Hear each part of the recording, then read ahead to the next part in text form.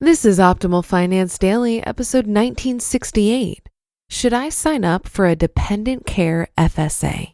By Andy Hill of MarriageKidsAndMoney.com. And I'm your host and personal finance enthusiast, Diana Merriam. Now let's get right to it and continue optimizing your life. Should I sign up for a Dependent Care FSA? By Andy Hill of MarriageKidsAndMoney.com. Our second question of the month comes in from Nathan from Michigan on my Facebook page. Quote, Andy, my wife's new job has a lot of benefits, such as insurance, 401k, and FSA.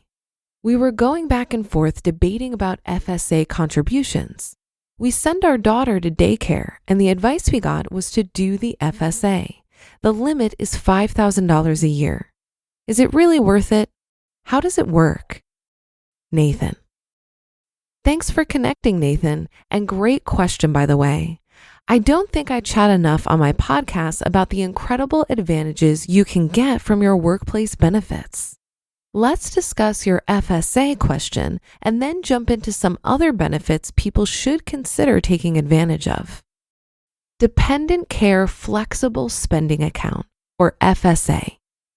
The Dependent Care FSA option at work can save you a lot on taxes and be a great option for the daycare situation you're describing.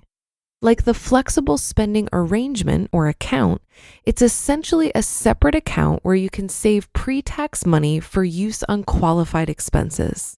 One of those qualified expenses in the case of your wife's workplace is dependent care, known as preschool, summer day camps, and before and after school care. Potential savings of Dependent Care FSA. For easy math, let's say you do the Dependent Care FSA maximum contribution at $5,000 per year. If married, which you are, and you're in the 30% tax bracket, you'd save around $1,500 per year in taxes, or $125 a month. That sounds worth it to me. I used a flexible spending account, or FSA, for my LASIK surgery a few years ago, and it was half the amount, around $2,500. I was very happy with around $700 in tax savings. Use it or lose it. Remember that an FSA is a use it or lose it program. That means whatever dollars you contribute, you must use them all before the year is up, or you will lose that money. The average FSA holder loses around $50 to $100 per year, so try to plan accordingly. Medical Flexible Spending Account, FSA. If you like the idea of your flexible spending account for dependent care, check out an FSA for your medical expenses as well. This can cover important costs like medical expenses, dental expenses, vision expenses like the LASIK surgery, I love my new eyes, and hearing expenses. Realize that you need to fund both the medical FSA and the dependent care FSA separately if you're thinking of using them both. Evidently, 1 out of 3 people does not know that separate elections need to be made. 401k. While we're on the subject of awesome workplace benefits, let's talk about the 401k for a hot second.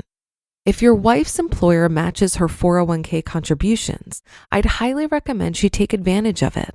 This is free money we're talking about here. For example, let's say her employer matches 10% of her contributions and she contributes the max of $19,000 this year. She'll get $1,900 of free money from her employer. I mean, you can't give up the free money. It's just so free. How to make the 401k process easy. If she's not sure which funds to pick or she's concerned with confusing things like fees and diversification, check out Bloom. It's a service that helps make the 401k investing process a lot easier. Even if she doesn't want to use their paid service, they have a free 401k check that she can use to make sure she's investing her 401k in the most optimum fashion. Health Savings Account, or HSA. Another option outside the flexible spending account, or FSA, that is not a use it or lose it program is the Health Savings Account, or HSA. The HSA is a savings account designed specifically for healthcare expenses. Costs like doctor's fees, prescription medications, dental treatments, and even contact lenses can be covered under an HSA. Your wife would have to be signed up for a high-deductible health plan in order to participate. I started my HSA with Lively last year, and I love their no-fee platform. You can choose to save your contributions into an FDIC-insured savings account or invest the money with TD Ameritrade. Your HSA contributions are tax-deductible, and your investments grow tax-free. And you can withdraw your money tax-free at any time as long as you're using the funds for qualified medical expenses.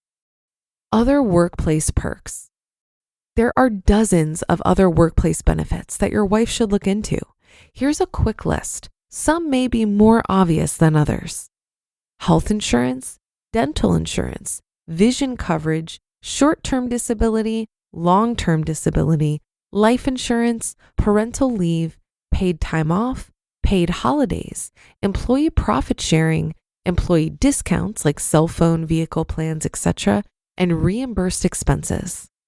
There are so many benefits, but we need to take advantage of them in order for them to really benefit us.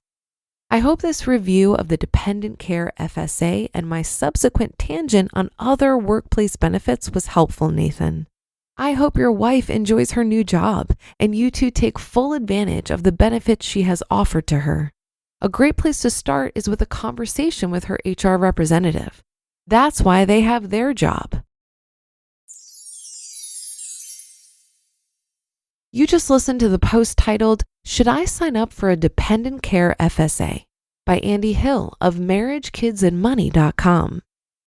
I thought I'd take this opportunity to expand upon HSAs because they're pretty unique.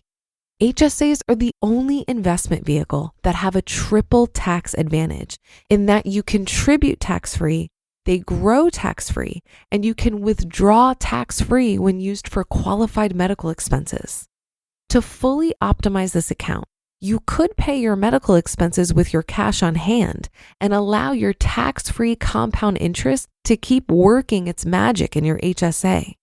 You simply keep the receipts since there's no limitation on when a healthcare expense is incurred and when it's reimbursed.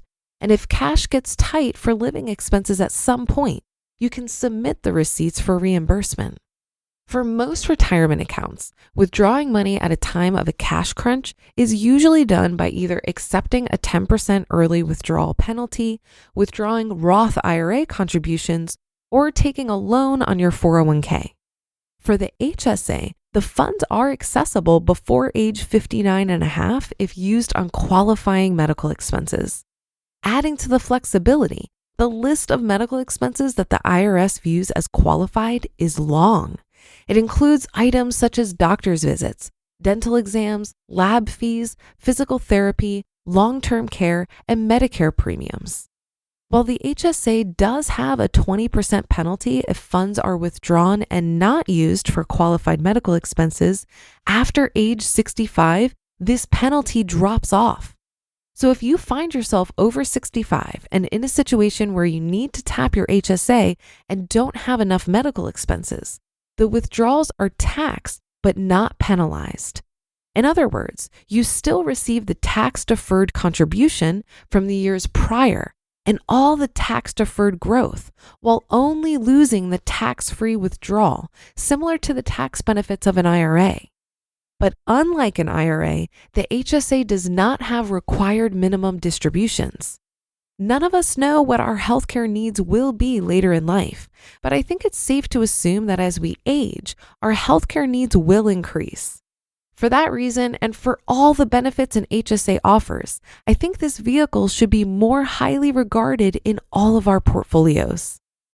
And that will do it for today. Have a great day and start to your weekend. Thank you for listening, and I'll be back here tomorrow where your optimal life awaits.